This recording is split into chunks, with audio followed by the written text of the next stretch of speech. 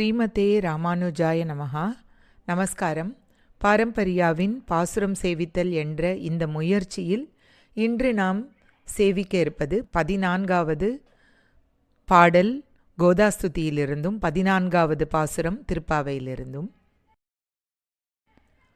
त्वद्भुक्तमाल्य सुरभीकृतचारुमौलेः हित्वा भुजान्तरगतामपि वैजयन्तीं पत्युस्तवेश्वरिमितप्रतिघातलोलाः बर्हातपत्ररुचिमारचयन्ति भृङ्गाः. இதனுடைய பாசுர விசேஷ அர்த்தத்தை நாம் பார்க்கலாம். இந்த சூடி கொடுத்த மாலையின் பெருமைதான் என்ன என்று இதில் வேதாந்த தேசிகர் எடுத்து நமக்கு சொல்கிறார். தலைவியான பிராட்டியே, உனது நாயகனின் திருமார்பில் உள்ளது வைஜெயந்தி எனும் வனமாலை.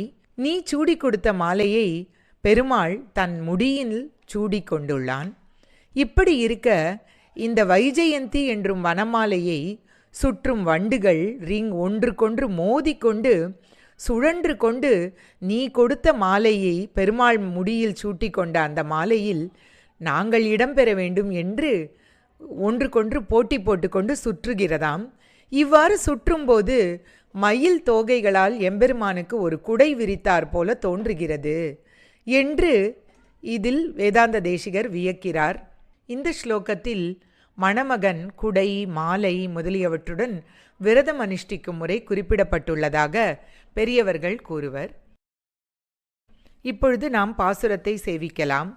உங்கள் புழக்கடை தோட்டத்து வாவியுள் செங்கல் நீர் வாய் நெகிழ்ந்த ஆம்பல்வாய் கூம்பினகான் செங்கல் பொடிக்கூரை வெண்பல் தவத்தவர் தங்கள் திருக்கோயில் சங்கிடுவான் போதந்தார் எங்களை முன்னம் எழுப்புவான் வாய்ப்பேசும் நங்காய் எழுந்திராய் நாணாதாய் நாவுடையாய் சங்கொடு சக்கரமேந்தும் தடக்கையன் பங்கையக்கண் ஆனை பாடேலோர் எம்பாவாய்.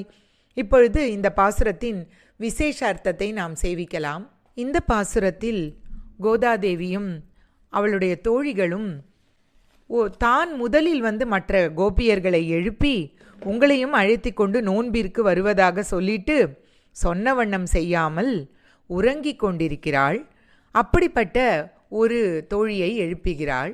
இந்த தோழி ரொம்பவே ஆன்மீகத்தில் இவர்களை விட முன்னால் நிற்பவள்.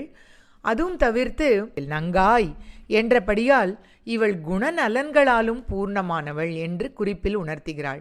அப்படி பார்க்கும்போது இவள் உறக்கம் கூட இல்லை தியானத்தில் உள்ளாள் என்பதும் இரவா பகலா என்று அறியாத வண்ணம் கிருஷ்ணானுபவத்தில் திளைத்து உறங்குவது போல யோகு செய்யும் ஒரு பெண் என்றும் புரிகிறது. இந்த தூங்கும் பெண் இவளுக்கு அதீத ஞானம். பாசுரமானது நாவன்மையை பற்றி ரொம்ப பெருமையாக பேசுகிறது. அவர்களாலேயே பகவானை பாடி தூங்கும், அதாவது அஞ்ஞானத்தில் இருக்கும் மற்றவர்களையும் இந்த ஆன்மீக பாதைக்குள் அழைத்து கொண்டு வர நாவன்மை ஒரு முக்கியமான ஒரு விஷயமாக கருதப்படுகிறது என்பதை இந்த இடத்தில் இந்த பாசுரத்தில் கோதை தெளிவாக சொல்கிறாள். அதை தவிர ஆண்டாள் இதில் திரிகரண சுத்தி, அதாவது மனம் வாக்கு செயல் மூன்றும் ஒரே மாதிரி இருக்க வேண்டும் என்று சொல்கிறாள். இது ஏன் சொல்றா? இந்த பெண் கொடுத்த வாக்கை மறந்திருக்கிறாள். அதனால் இதையே நம்மாழ்வார் கூட உள்ளம் உரை செயல் உள்ள இம்மூன்றையும் உள்ளிக்கெடுத்து இறை உள்ளில் ஒடுங்கே என்றபடி இப்படி நாம் மனம் வாக்கு காயம் உடல் இவற்றை பெருமானிடம் ஒடுக்க வேண்டும். இந்த பாசுரத்து பெண் போல வெறுமனே தூங்கிக் கொண்டு இருப்பது இல்லை என்பதை வலியுறுத்துகிறது. இப்பொழுது இந்த பாசுரத்திற்குள் செல்லலாம். உங்கள் புழக்கடை தோட்டத்து வாவியுள் செங்கழு நீர் வாய் நெகிழ்ந்து ஆம்பல் வாய் கூம்பினகான். இந்த பாசுரத்தில் செங்கழு நீர் வாய் நெகிழ்ந்து ஆம்பல் வாய் கூம்பினகான் என்று இந்த ஆச்சாரியனுடைய உபதேசத்தால் ஞானம் துளிர்க்க துவங்குகிறது. அதனால் அஞ்ஞானம் விலகி ஞானமானது மலர்கிறது. செங்கழு நீர் மலர்கள் மலர்வது ஞானம் விகசிப்பதையும், அதேபோல ஆம்பல்வாய் கூம்பினகான் என்பது அஞ்ஞானம் விலகுவதையும் இதில் சொல்கிறாள். இப்படி உலகப்பற்றுகளில் உழன்று கொண்டிருக்கும் ஒருவனுக்கு ஆச்சாரியனுடைய உபதேசத்தினால் ஞானம் துளிர்த்து அவனுடைய அஞ்ஞானம் விலகி ஞானமானது மலர்கிறது என்று ஆச்சாரியனுடைய பெருமையை சொல்லி, செங்கல் பொடிக்கூரை வெண்பல் தவத்தவர் தங்கள் திருக்கோயில் சங்கிடுவான் போதந்தார் என்று கூறுகிறாள். செங்கல் பொடிக்கூரை என்பது அவர்களுடைய உடைகளே அவருடைய ஞானத்தை மிக தெளிவாக வெளிக்கொண்டு காமிக்கிறதாம். ரொம்ப தூய்மையான ஆச்சாரியன் என்றபடி வெண்பல் தவத்தவர், அவர்களுடைய வெள்ளை பற்கள் அவர்களுடைய வாக் சுத்தியையும் மனது ஹிருதய சுத்தியையும் காமிக்கிறது. இந்த உலகத்து ஆசைகளெல்லாம் துறந்த வாக்கையும் அவர்களுடைய ஹிருதயத்தையும் வெள்ளை பற்களாக உருவகப்படுத்தி, அதற்கு பிறகு தங்கள் திருக்கோயில் சங்கிடுவான் போதந்தார், அவர்களுடைய தூய்மையான இதய கோயிலில் அந்த பெருமான் உரைகின்ற அப்படிப்பட்ட சங்கிடுவான், அதை அவர்கள் இந்த உலகத்துக்கு உபதேசத்தை சிஷ்யர்களுக்கு எடுத்துரைக்க வல்ல ஆசான்கள் ஆச்சாரியர்கள் போதந்தார். ஆல்ரெடி அங்கே போய் வந்துட்டாங்க, எல்லாரும் வந்துட்டா, எல்லாரும் தே ஹவ் அரைவ்டு. அரைவ்டுங்கிறத ரெண்டு விதமாக எடுத்துக்கலாம். தே ஹவ் ரியலைஸ்ட் அப்படின்னு, த ரியலைஸ்டு ஆச்சாரியாஸ் அப்படின்னு சொல்லலாம். இந்த இடத்துல அந்த ஆச்சாரியர்கள்லாம் வந்துட்டா, நீயும் வாழ்றதுக்காக கூப்பிட்றதாகவும் சொல்லலாம். எங்களை முன்னம் எழுப்புவான் வாய் பேசும். இப்படி நீ என்ன சொன்னாய்? எங்களை முன்னம், நானே உங்களெல்லாம் எழுப்பிண்டு கிளம்பலாம் அப்படின்னு சொல்லி ரொம்ப எங்களுக்கு எக்ஸ்பெக்டேஷனை கொடுத்த. ஆனால் நீ என்ன, நாங்களும் எதை நம்பினோம் அப்படின்னா என்ன அர்த்தம்? நீ ஞானம் கம்ப்ளீட்டாக இருக்கிறவ, அண்ட் உனக்கு எங்களை எல்லாரையும் வழிநடத்தி கொண்டு போகிற திறமையும் உள்ளவள். ஆனால் கிருஷ்ணானுபவத்தில் இருந்து கொண்டு நீ வரவே இல்லையே.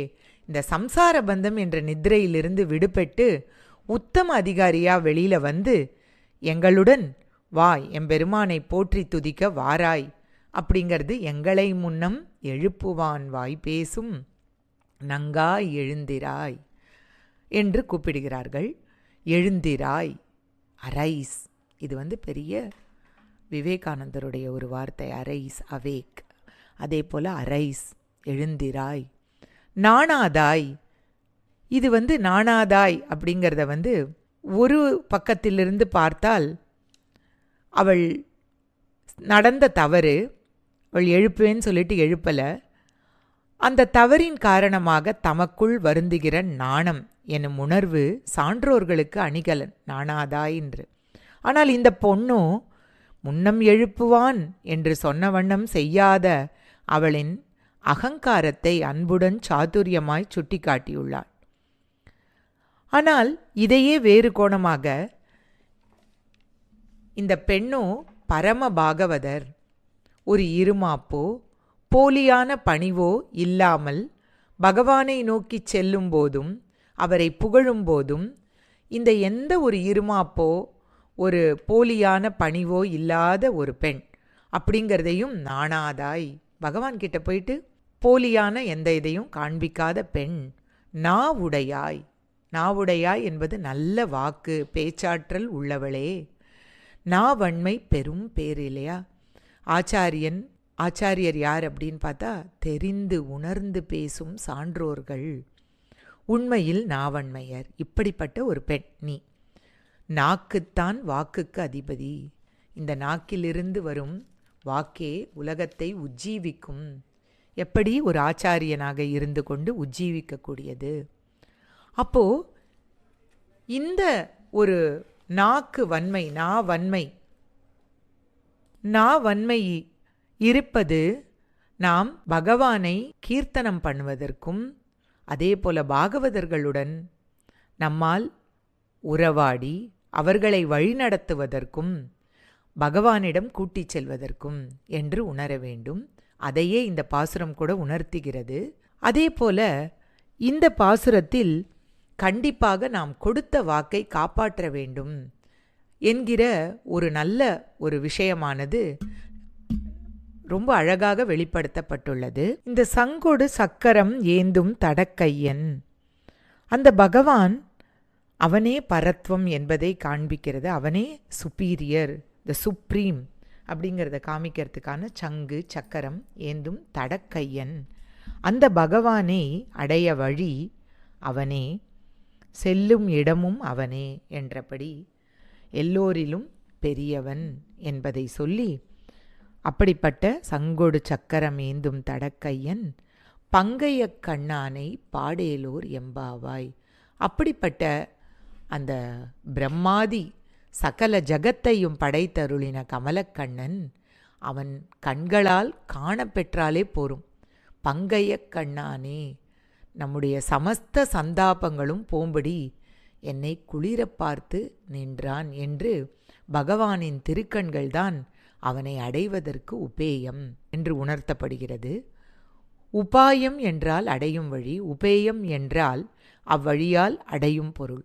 பகவானின் திருக்கண்கள் அவனை சேத்தனர்கள் அடைவதற்கு உபாயமாகவும் உபேயமாகவும் உள்ளது என்பதை சொல்லி, இப்படி ஒப்பாரும் மிக்காரும் இல்லாத ஒப்பில்லாத அப்பன் அவன் என்று சொல்கிறாள். இதில் அதையே சங்கொடு சக்கரம் ஏந்தும் தடக்கையன் பங்கைய கண்ணானை பாடேலோர் எம்பாவாய். அப்படிப்பட்ட பங்கைய கண்ணானை, அப்படிப்பட்ட விருத்தோத்புல்ல விசாலாட்சம் விபக்ஷய தீட்சிதம் என்று நரசிம்மரை கூட இப்படி தான் சொல்லுவோம். என் அமுதினை கண்ட கண்கள் மற்றொன்றினை காணாவே என்றபடி பங்கைய கண்கள். இத்தகையதோர் அனுபவத்தில்தான் ஆண்டாளும் பங்கைய கண்ணானை பாடேலோர் எம்பாவாய் என்று இந்த பாடலில் அவள் இதில் தலை கட்டுகிறாள். அவனை பாடுவதற்கு நீயும் வெளியில் வா, ஆச்சாரிய சம்பந்தம் வைத்துக்கொள், தோழியாக இந்த பெண்ணை கூப்பிட்டு வா பங்கைய கண்ணானை பாடேலோர் எம்பாவாய்.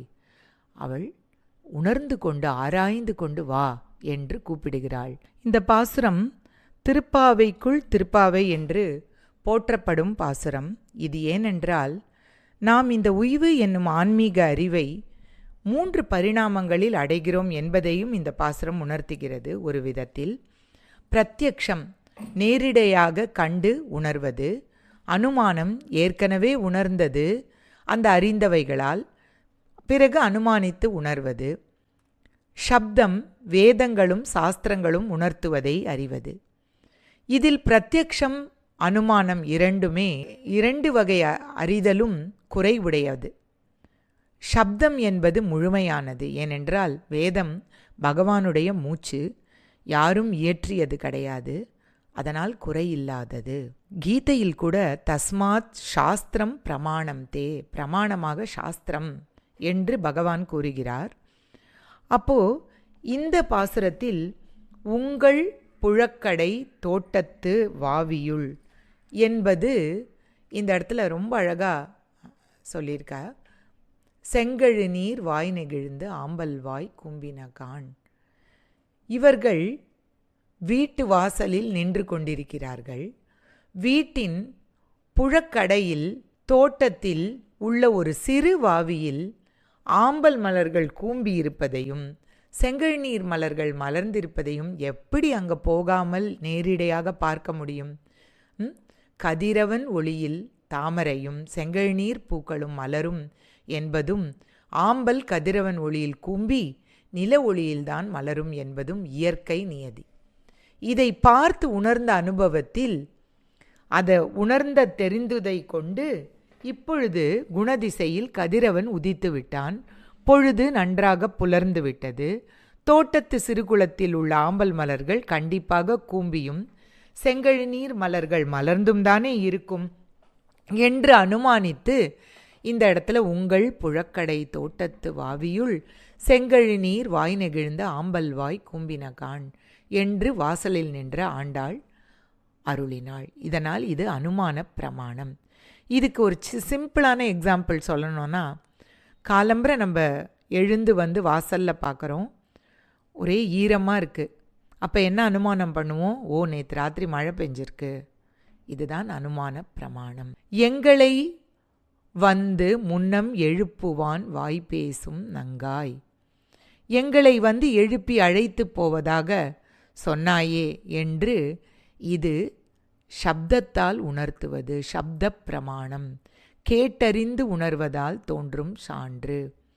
ஆனால் இந்த இடத்துல வேதத்தை இது குறிக்கலை, இது அவள் முன்னாடி சொன்ன வார்த்தையை குறிக்கிறது.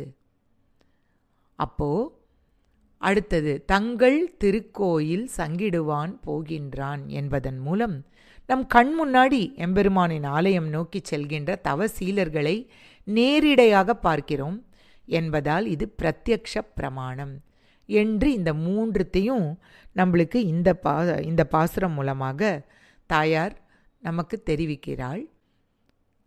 இப்படியாக இந்த தோட்டத்து வாவியுள் என்றபடி உலகப் பற்றுகளில் உழன்று கொண்டிருக்கும் ஒருவனுக்கு ஆச்சாரியனின் உபதேசத்தால் ஞானம் துளிர்க்கத் தொடங்குகிறது. விடியலில் இரவு விலகுவது போல ஆச்சாரியன் நெறிப்படுத்துவதால் அவரை அண்டிய சிஷ்யர்களின் அஞ்ஞானம் விலகி ஞானம் மலரும் என்பதே இதன் பொருளாகும். இந்த ஆம்பல் கூம்புவது அஞ்ஞானம் அகல்வதையும் செங்கல் நீர் மலர்கள் மலர்வது ஞானம் விகசிப்பதையும் சொல்வதாகவும், இந்த செங்கல் பொடிக்கூரை வெண்பல் தவத்தவர் என்பவர்கள் இப்படிப்பட்ட ஆச்சாரியர்களுடைய சம்பந்தத்தினால் எம்பெருமானை அடையும் உபேயம் அடைந்து புருஷார்த்தமான எம்பெருமானை சரணடைவது என்பதையுமே இதில் உணர்த்துகிறாள் ஆண்டாள். இந்த பாசுரத்தில் ஆண்டாள் நாச்சியார் திருப்பாணாழ்வாரை அழைக்கிறாள் என்பதற்கு நங்காய் நாணாதாய் நாவுடையாய் என்ற இந்த பாசுரத்தின் சொற்கள் திருப்பாணருக்கு மிகவும் பொருந்தும். கருவிலே திருவுடையவராக எம்பெருமானின் அனுகிரகத்தை பெற்று நற்குணங்களும் ஞானமும் கொண்டவராய் திகழ்ந்த திருப்பாணாழ்வாரை நங்காய் என்று ஆண்டாள் விளிக்கிறார். மேலும் செங்கல் பொடிக்கூரை வெண்பல் தவத்தவர் என்பது இங்கு லோகசாரங்க முனியை குறிப்பில் உணர்த்துவதாக கொண்டு அவர் தோளில் தூக்கி சென்றார் அந்த லோகசாரங்க முனி இவரை. அப்போது கூட தன் பக்தியின் மீது கர்வம் கொள்ளாமல் அடியார்க்கு என்னை ஆட்படுத்த விமலன் என்று பாடிய திருப்பாணரை நாணாதாய் அகங்காரம் இல்லாதவர் என்று கோதை நாச்சியார் போற்றுகிறார். இந்த பாசுரத்தில் மங்களாசாசனம் செய்யப்படும் திவ்ய தேசம் தேரெழுந்தூர். ஆண்டாள் இந்த சில புஷ்பங்கள் வளருவதை பற்றி பாடுகிறாள். வாவியுள் செங்கழிநீர் வாய் நெகிழ்ந்த ஆம்பல்வாய் கூம்பினகான். இந்த பெரிய திருமொழி பாசுரத்தில் திருமங்கையாழ்வார் இதே போல இந்த மலர்களை பற்றி பாடியுள்ளார். நெல்லில் குவளை கண்கட்ட நீரில் குமுதம் வாய்க்கட்ட அல்லிக்கமலம் முகம் காட்டும் கழனி அழுந்தூர் என்று. இங்கு ஆண்டாள் நாணாதாய் என்று பாடியதை திருமங்கையாழ்வாரும் இங்கு அந்த பாசுரத்தில் அந்த திருவழுந்தூரில் இருப்பவர்களுடைய பேச்சு திறமையை பற்றி செந்தமிழும் வடகலையும் திகழ்ந்த நாவார் என்று இதன் மூலமாக நமக்கு இது தேரெழுந்தூர் என்ற திவ்ய தேசத்தை மங்களாசாசனம் செய்கிறாள் ஆண்டாள் என்று தெரிகிறது. சங்கொடு சக்கரம் ஏந்தும் தடக்கையன். திருமங்கையாழ்வாரும் இதையே நெய்யார் ஆழியும் சங்கமும் ஏந்தும் நீண்ட தோளுடையாய் என்று பெரிய திருமொழி 773 பாடியுள்ளார். அப்படியாக இந்த திவ்ய தேசமே குறிப்பால் உணர்த்தப்படுகிறது. ஆண்டாள் திருவடிகளே சரணம். ஆழ்வார் எம்பெருமானார் தேசிகன் திருவடிகளே சரணம். கவிதார்க்கிக சிம்ஹாய கல்யாண குணசாலினே ஸ்ரீமதே வெங்கடேஷாய வேதாந்த குரவே நமஹ. சர்வம் ஸ்ரீகிருஷ்ணார்ப்பணம்.